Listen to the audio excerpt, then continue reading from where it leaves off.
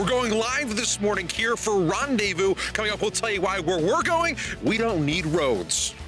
We're taking you on a trip back in time this morning and learning how to start a fire without one of these. Coming up, we'll tell you why it won't take 1.21 gigawatts to get you there. Good morning, Josh. Good morning, guys. We are back in the year 1850, experiencing what life was like if you wanted to be a mountain man during the Rocky Mountain fur trade era. This morning, we're doing all the things they used to do back then, but this is one modern twist you're only going to find here in Cedar Rapids or at other Rendezvous events. It is called the skillet toss, and that involves throwing a skillet at a target, which is usually a human being. Now, it sounds sick and perverted, and that's because it is. And this morning, they are going to be throwing a pan right at me and showing us how this sport exactly works. I'm here with Jason. He is the original Cedar Rapids mountain man. Jason, how did this sport get started, and what can people see for themselves? Well, it's just kind of a fun sport. And I mean, we kind of judge it on accuracy as far as going toward the target and the distance and stuff, and that's how it's usually a skill that's done. So just kind of a fun little thing to do in camp and stuff when you got nothing else going on, and and it's kind of evolved into pretty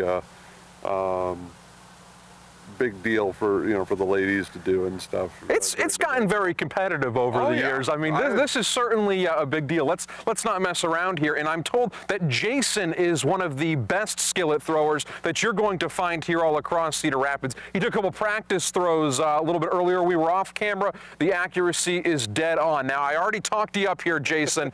Now you've got to hit me on air. So I'm going to go back here.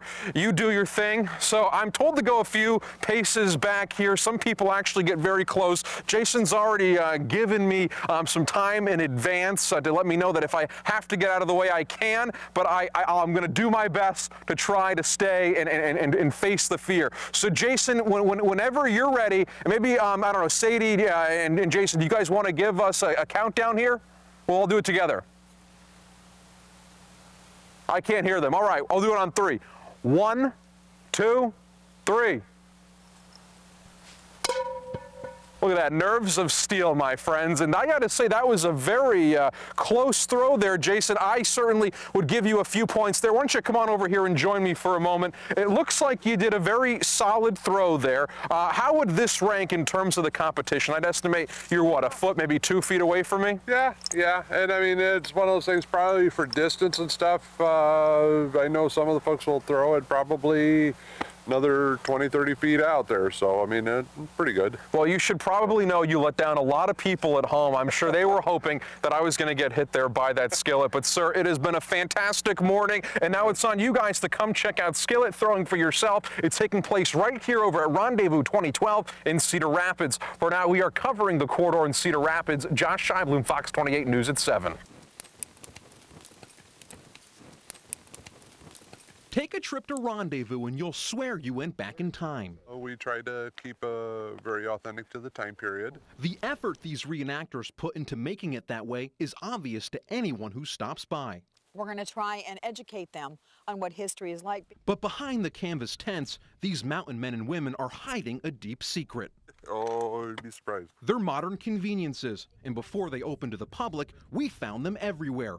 In our search, it took us just minutes to discover things like heaters, trucks, even Pepsi. What Pepsi?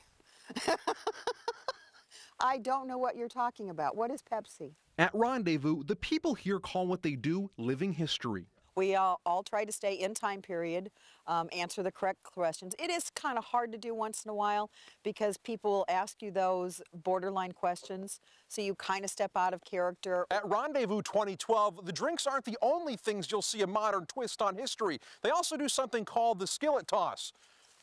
But whatever you do, don't try to catch the skillet. Does anybody have a Band-Aid?